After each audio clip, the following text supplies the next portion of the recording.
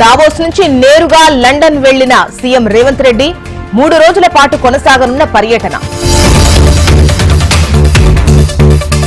Parliament ఎన్నికలపై కమలం party focus. ఈ నెల 28న తెలంగాణలో పర్యటించనున్న బీజేపీ అగ్రనేత అమిత్ షా.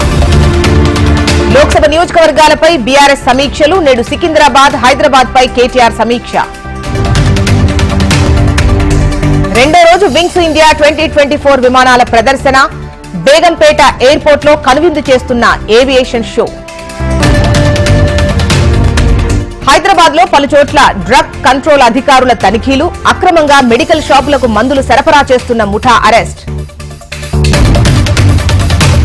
హైదరాబాద్ కాప్రాలోని జమ్మిగడ్డ వద్ద అక్రమ నివాసాల కూల్చివేత. ప్రభుత్వ భూమిలో అక్రమంగా నిర్మించిన ఇళ్లను కూల్చివేసిన రెవెన్యూ అధికారులు. Kagaznagar municipal chairman, vice chairmans పై అవిశ్వాస తీర్మానం. నేడు బల నిరూపణ చేయనున్న కౌన్సిలర్లు. నేడు అనంతపురం జిల్లాలో పురంధరేశ్వరి పర్యటన. ఎన్టీఆర్ విగ్రహాన్ని ఆవిష్కరించనున్న AP BJP chief. AP PCC అధ్యక్షురాలిగా బాధ్యతల స్వీకరణ. రేపు ప్రమాణం చేయనున్న వైఎస్ షర్మిల. అయోధ్యకు తిరుమల శ్రీవారి లడ్డూలు. తిరుపతి నుంచి ప్రత్యేక కార్గో చాపర్లో తరలింపు. నేడు అల్లూరు జిల్లాలో టీడీపీ అధినేత చంద్రబాబు పర్యటన. మండపేటలో బహిరంగ సభలో ప్రసంగించనున్న బాబు. నేడు ఏపీలో అంగన్వాడీ ఉద్యోగుల నిరసన. రాష్ట్ర వ్యాప్తంగా రాస్తారోకో నిర్వహించనున్న అంగన్వాడీలు. తిరుమలలో కొనసాగుతున్న భక్తుల రద్దీ. 16 కంపార్ట్మెంట్లో వేచి ఉన్న భక్తులు. బాపట్ల జిల్లా బొల్లాపల్లి టోల్ ప్లాజా దగ్గర కారులో 2 కోట్లు అక్రమంగా తరలిస్తున్నట్లు గుర్తించి సీజ్ చేసిన పోలీసులు. గుంటూరు జిల్లా దుగ్గిరాల పసుపు కోల్డ్ స్టోరేజ్ లో ఆగని మంటలు. 5వ అంతస్తులో మంటల్లో తగలబడుతున్న పసుపు నిల్వలు. రామేశ్వరం సముద్రంలో చేపల వేటకు 2 రోజులు నిషేధం. మత్స్యకారులు చేపల వేటకు వెళ్లొద్దన్న అధికారులు.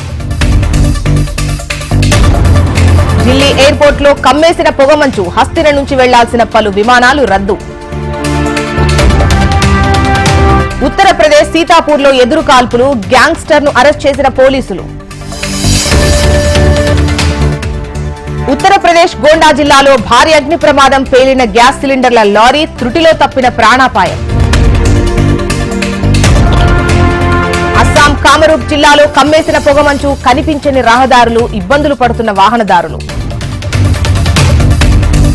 ఒడిశాలో డాల్ఫిన్ లెక్కల ప్రక్రియ ప్రారంభం. చిలుకా సరస్సులో రేపటి నుంచి లెక్కించనున్న అధికారులు.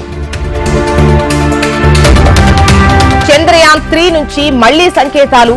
దక్షిణ ధ్రువం లొకేషన్లు గుర్తించిందని వెల్లడించిన ఇస్రో అధికారులు.